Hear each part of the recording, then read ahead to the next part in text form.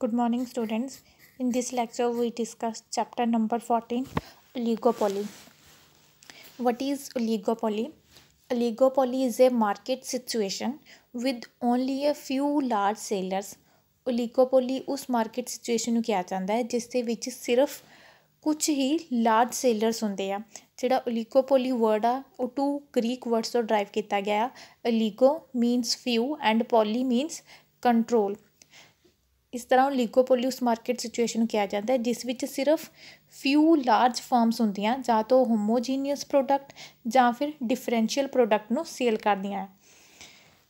In India, there are several examples of oligopoly like airlines. Airlines are like Air India, Indian Airlines, Jet Airways, Sahara Airways. ਇਸੇ ਤਰ੍ਹਾਂ automobile producers ਆ ਮਾਰੂਤੀ ਆ, Hindustan, Tata, Mahindra and Cello. There is a great deal of interdependence among them. ਈਚ ਓਲੀਗੋਪੋਲਿਸਟਿਕ ਜਦੋਂ ਆਪਣੀ policy formulate ਕਰਦਾ ਆ regarding price and output, ਉਹ ਆਪਣੇ ਰਾਈਵਲਸ ਨੂੰ ਧਿਆਨ ਵਿੱਚ ਰੱਖ ਕੇ ਕਰਦਾ ਕਿਉਂਕਿ ਇੱਕ ਫਰਮਸ ਦੀ ਪ੍ਰਾਈਸ ਐਂਡ ਜਿਹੜੀ ਆਊਟਪੁੱਟ ਆ ਉਹ ਦੂਸਰੇ ਕੰਪੀਟੀਟਰ ਦੇ ਪ੍ਰੋਫਿਟ ਅਤੇ ਸੇਲ ਨੂੰ ਇਨਫਲੂਐਂਸ ਕਰਦੀ ਆ। Because of their interdependence, oligopolistic face a situation in which the optimal decision of one firm depends on what other firms decide to do and in which there is a opportunity for both conflict and cooperation.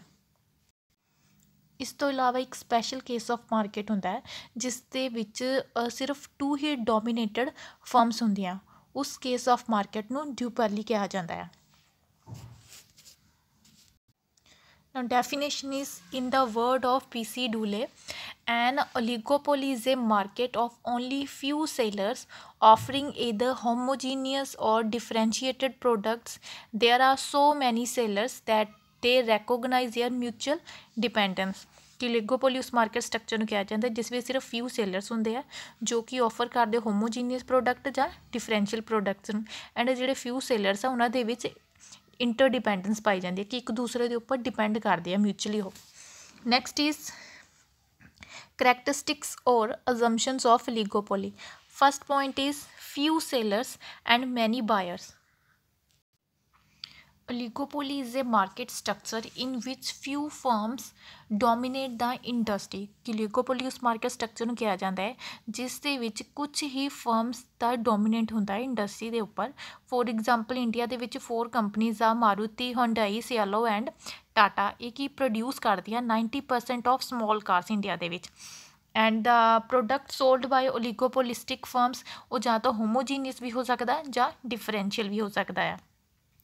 And ਜਿਹੜੀਆਂ firms ਉਹ price ਅਤੇ output ਨੂੰ ਆਪਣੇ action ਦੇ ਨਾਲ influence ਕੀ affect ਕਰ ਸਕਦੀਆਂ ਆ। And the number of buyers in oligopoly ਉਹ ਕੁਆਇਟ ਲਾਰਜ ਹੁੰਦੇ ਆ, ਮਤਲਬ ਕਿ ਜ਼ਿਆਦਾ ਹੁੰਦੇ ਆ। ਨੈਕਸਟ ਇਜ਼ ਹੋਮੋਜੀਨੀਅਸ ਔਰ ਡਿਫਰੈਂਸ਼ੀਏਟਡ ਪ੍ਰੋਡਕਟ। ਫਰਮਸ ਇਨ ਓਲੀਗੋਪੋਲਿਸਟਿਕ ਇੰਡਸਟਰੀ ਦੇ ਵਿੱਚ ਜਿਹੜੀਆਂ ਫਰਮਸ ਆ ਉਹ ਜਾਂ ਤਾਂ ਹੋਮੋਜੀਨੀਅਸ ਪ੍ਰੋਡਕਟ ਵੀ ਪ੍ਰੋਡਿਊਸ ਕਰ ਸਕਦੀਆਂ ਜਾਂ differential product we.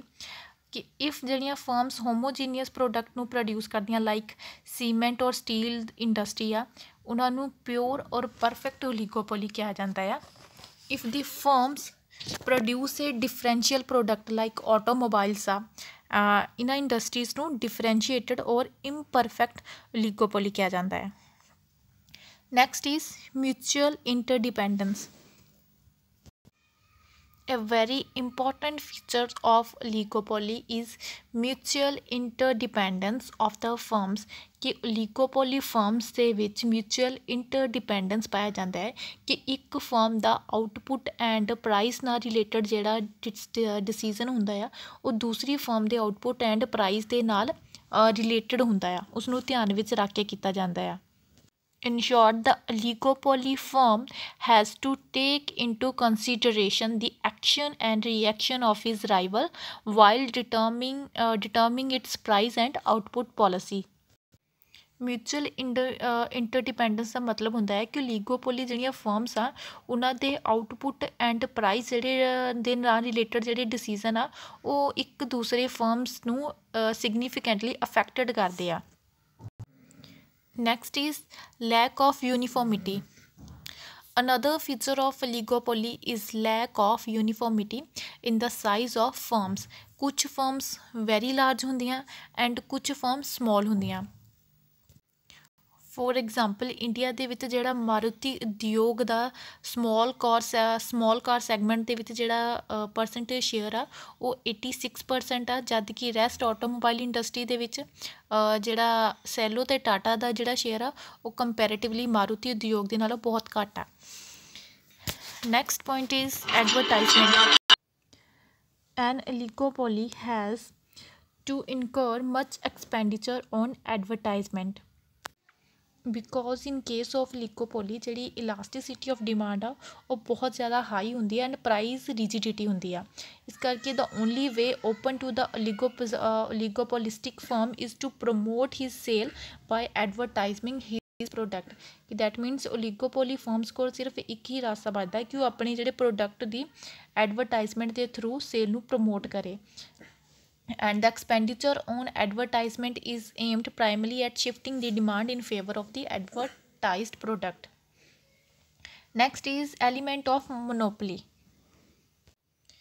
In differential or imperfect oligopoly ਦੇ ਵਿੱਚ ਕੁਝ firms monopoly power ਨੂੰ ਵੀ enjoy ਕਰ ਸਕਦੀਆਂ and the existence of product differentiation creates brand loyalty on the part of the customers। ਜਿਹੜੀ ਹਰ ਇੱਕ ਫਰਮਸ ਦੀ ਮੋਨੋਪਲੀ ਹੁੰਦੀ ਆ ਇਨ ਇਟਸ ਓਨ ਬ੍ਰਾਂਡ ਦੇ ਉੱਪਰ ਕਿ ਕੋਈ ਵੀ ਹੋਰ ਫਰਮਸ ਉਸ ਬ੍ਰਾਂਡ ਦੇ ਅੰਡਰ ਆਪਣੇ ਪ੍ਰੋਡਕਟ ਨੂੰ ਪ੍ਰੋਡਿਊਸ ਨਹੀਂ ਕਰ ਸਕਦੇ। ਇਸ ਕਰਕੇ ਕੁਝ ਇੰਪਰਫੈਕਟ ਓਲੀਗੋਪੋਲੀ ਦੇ ਅੰਡਰ ਜਿਹੜੀਆਂ ਫਰਮਸ ਆ ਉਹ ਮੋਨੋਪਲੀ ਪਾਵਰ ਨੂੰ ਵੀ ਇੰਜੋਏ ਕਰਦੀਆਂ ਕੁਝ ਹੱਦ ਤੱਕ। Next is existence of price rigidity. Another feature of oligopoly is existence of price rigidity। The term price rigidity means ਕਿ ਜਿਹੜੀਆਂ ਫਰਮਸ ਆ ਉਹ ਆਪਣੀ ਪ੍ਰਾਈਸ ਨੂੰ ਚੇਂਜ ਕਰਨਾ ਨਹੀਂ ਚਾਹੁੰਦੀਆਂ, ਉਹ ਪ੍ਰਾਈਸ ਨੂੰ ਫਿਕਸਡ ਹੀ ਰੱਖਦੇ ਆ ਉੱਥੇ, ਠੀਕ ਹੈ, ਕਿ ਉਸਨੂੰ ਚੇਂਜ ਕਰਨਾ ਪਸੰਦ ਨਹੀਂ ਕਰਦੇ। Reason being is since any change in price by an oligopolistic firm will not benefit the firms, it will stick to its price।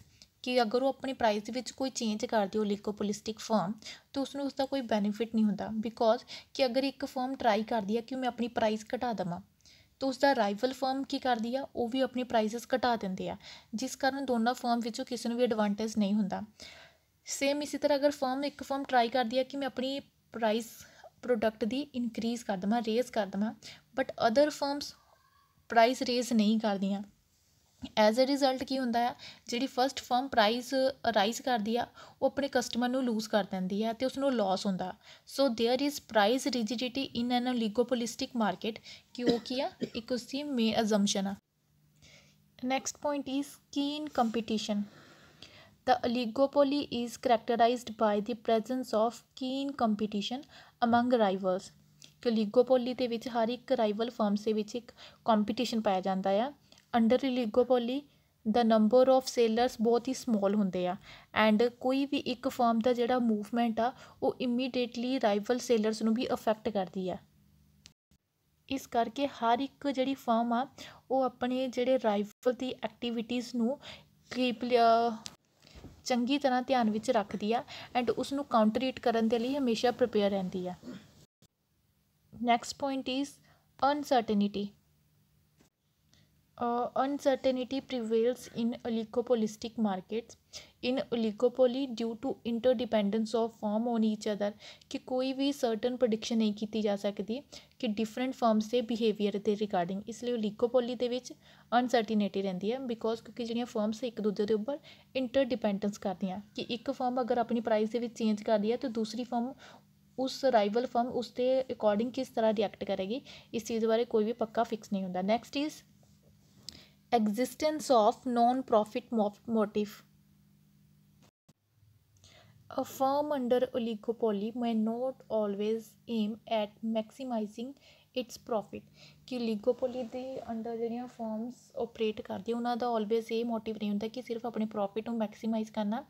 It may have other motives like sale maximisation ਕਰਨਾ, risk ਨੂੰ minimise ਕਰਨਾ, output maximisation, security maximisation etcetera. And in the absence of motive of profit maximization, it is difficult to determine the equilibrium level of output and price। And last point is some barrier to entry. Usually, as oligopolistic firm is also characterized by barriers to entry in the industry ਕਿ new firms ਨੂੰ industry ਦੇ ਵਿੱਚ enter ਕਰਨ ਦੇ ਵਿੱਚ ਬਹੁਤ ਸਾਰੀਆਂ ਕੁਝ ਬੈਰੀਅਰਸ ਹੁੰਦੇ ਆ some common barriers to entry are economies of scale and absolute cost advantage of old firms, patents rights, control over important inputs, preventing price and prevailing excess capacity etc. ਇਹਨਾਂ barriers ਦੇ ਕਾਰਨ ਜਿਹੜੀਆਂ new firms ਆ ਉਹਨਾਂ ਨੂੰ entry ਕਰਨ ਦੇ ਵਿੱਚ ਬਹੁਤ ਸਾਰੇ ਬੈਰੀਅਰਸ ਹੁੰਦੇ ਆ in case of oligopoly market situation. So in short oligopoly ਉਸ ਮਾਰਕੀਟ ਸਟਰਕਚਰ ਨੂੰ ਕਿਹਾ ਜਾਂਦਾ ਹੈ ਜਿਸ ਵਿੱਚ ਫਿਊ ਲਾਰਜ ਸੇਲਰਸ ਹੁੰਦੇ ਆ ਜੋ ਕਿ ਜਾਂ ਤਾਂ ਹੋਮੋਜੀਨੀਅਸ ਜਾਂ ਫਿਰ ਡਿਫਰੈਂਸ਼ੀਅਲ ਪ੍ਰੋਡਕਟ ਦਾ ਪ੍ਰੋਡਕਸ਼ਨ ਕਰਦੇ ਆ ਅਤੇ ਹਰ ਇੱਕ ਫਰਮਸ ਦਾ ਇੱਕ ਦੂਸਰੇ ਦੇ ਉੱਪਰ ਇੰਟਰਡਿਪੈਂਡੈਂਸ ਪਾਈ ਜਾਂਦੀ ਹੈ ਕਿ ਇੱਕ ਫਰਮ ਦੇ ਡਿਸੀਜ਼ਨ ਦਾ ਦੂਸਰੀ ਫਰਮ ਦੇ ਇੱਕ ਫਰਮ ਦੇ ਡਿਸੀਜ਼ਨ ਦਾ ਦੂਸਰੀ ਫਰਮ ਦੇ ਉੱਪਰ ਵੀ ਇਫੈਕਟ ਪੈਂਦਾ ਹੈ ਇਸ ਲਈ ਹਰ ਇੱਕ ਫਰਮਸ ਦੇ ਵਿੱਚ ਮਿਊਚੁਅਲ ਇੰਟਰਡਿਪੈਂਡੈਂਸ ਪਾਈ ਜਾਂਦੀ ਹੈ ਇਨ ਕੇਸ ਆਫ oligopoly.